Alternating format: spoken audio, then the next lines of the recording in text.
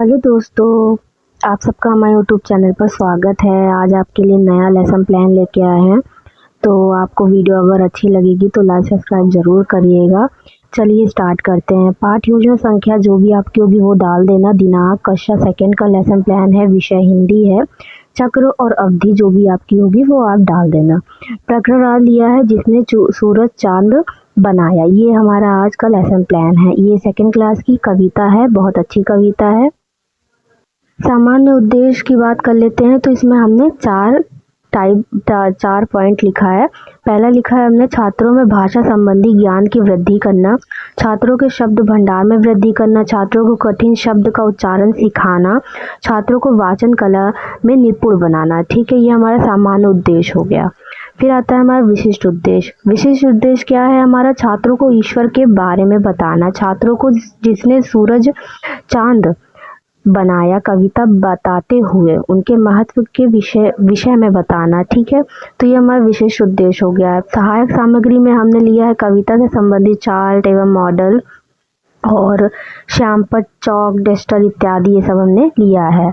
आप flash card वगैरह भी ले सकते हो। फिर आता है हमारा पूर्व ज्ञान। पूर्व ज्ञान क्या है कि छात्र छात्राएं सूरज और चांद के बारे में सामान्य जानकारी रखते हैं।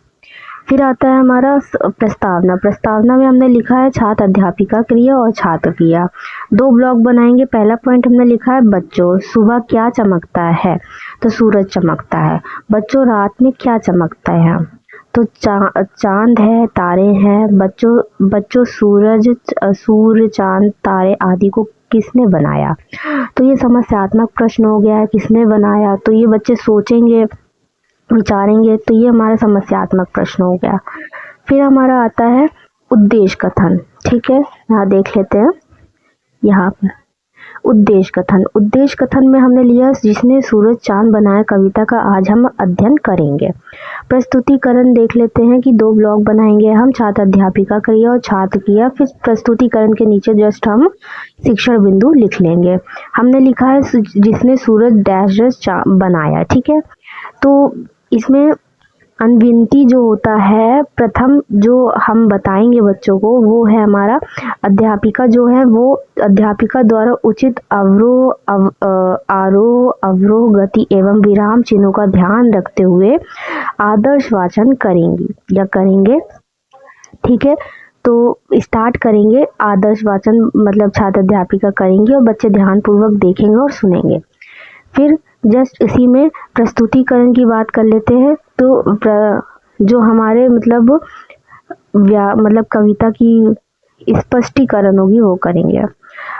प्रस्तुत कविता में बताया गया है कि जिसने सूरज व चांद को बनाया है, जिसने तारों को चमकाया है, जिसने फूलों को सुगंधित किया है, जिसने चिड़ियों को चहकाया है, जिसने इस विश्व को बनाया है, हम उस ईश्वर के गुण गाएंगे और उस ईश्वर के आगे अपना शीश भी झुकाएंगे। तो ये मैम बताती हैं बच्चों को, छात्र ध्यान पूर्वक सुनेंगे। फिर आता है हमारा छात्र अध्यापिका पाठ के कठिन शब्दों का उच्चारण करेंगी व छात्रों का उचित उच्चारण को कहने के लिए कहेंगे बच्चों से। तो छात्र कठिन शब्दों का उच्चारण भी करना स्टार्ट करेंगे। फिर हमने श्यामपट्ट पर लिखा है दिनांक कक्षा विषय लिख के आप मेंशन करोगे। शब्द अर्थ हमने लिखा है 2 लिखा है क्योंकि श्यामपट्ट हमने छोटा बनाया आप लोग के लिए। जगत यानी कि संसार, ईश्वर यानी कि भगवान। आप कुछ और भी श्यामपट्ट पर लिख सकते हो। निरीक्षण कार्य में हमने लिया है कि जो आप श्यामपट्ट पर लिखोगे उसी को आप मैम घूम घूम कर कक्षा में देखेंगे कि क्या होता है, मतलब बच्चे कॉपी में लिख रहे हैं कि नहीं लिख रहे हैं। पुनरावृत्ति प्रश्न में हमने 3 क्वेश्चंस पूछ लिए बच्चों से। चिड़ियों को किसने चहकाया, फूलों को किसने महकाया, तारों को किसने चमकाया। तो ये हमने पुनरावृत्ति प्रश्न पूछा बच्चों से।